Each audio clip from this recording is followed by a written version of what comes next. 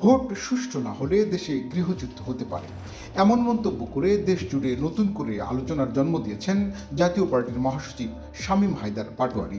আমরা চাই টিএনও থেকে শুরু করে সকল 17 লক্ষ সরকারি কর্মচারী ওই দৃঢ়তার সাথে সৎভাবে নির্ভীকভাবে সামনের ভোটে ভোটারদের জন্য কাজ করবে, প্রার্থীদের জন্য কাজ করবে। এই ভোটটি সুষ্ঠু হওয়া জাতির জন্য প্রয়োজন। এই ভোট সুষ্ঠু না হলে দেশে গৃহযুদ্ধ হতে পারে। কিন্তু প্রশ্ন হলো, এটি কি বাস্তব আশঙ্কা নাকি ভোটের আগ মুহূর্তে রাজনৈতিক আতঙ্ক ছড়ানোর কৌশল? ত্রয়োদশ জাতীয় সংসদ নির্বাচন সামনে রেখে নির্বাচন কমিশনে আপিল শুনানির প্রথম দিনেই এই মন্তব্য করেন জাপা মহাসচিব।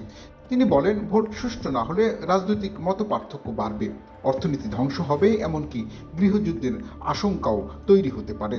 গৃহযুদ্ধ এটি কোনো সাধারণ রাজনৈতিক শব্দ নয়, এটি রাষ্ট্রীয় নিরাপত্তা, সামাজিক স্থিতিশীলতা ও জনগণের মনে ভয় তৈরি করার মতো একটি গুরুতর শব্দ।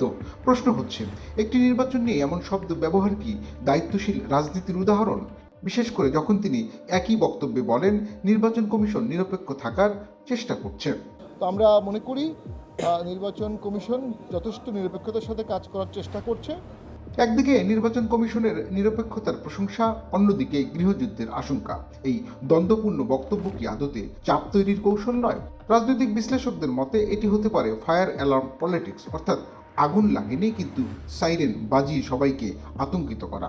জাতীয় পার্টি বরাবরই ক্ষমতা ও বিরোধিতার মাঝামাঝি অবস্থানে থেকেছে, কখনো সরকার ঘনিষ্ঠ, কখনো আবার নির্বাচন প্রশ্নে উদ্বেগ প্রকাশ।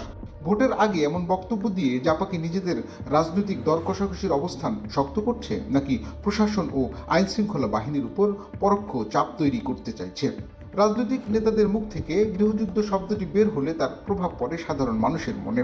ভোটারদের মধ্যে তৈরি হয় ভয়, অনিশ্চয়তা। একটি নির্বাচন যেখানে জনগণের উৎসব হওয়ার কথা, সেখানে আতঙ্ক ছড়ালে গণতন্ত্রই সবচেয়ে ক্ষতিগ্রস্ত হয়। সুষ্ঠু নির্বাচন নিঃসন্দেহে জরুরি, কিন্তু সেই দাবি তুলতে গিয়ে আতঙ্কের ভাষা ব্যবহার কি প্রয়োজন? প্রশ্ন থেকেই যায়, এটি কি সত্যিকারের শঙ্কা, নাকি ভোটের মাঠে নিজেদের গুরুত্ব বাড়াতে জাতীয় পার্টির একটি রাজনৈতিক কৌশল?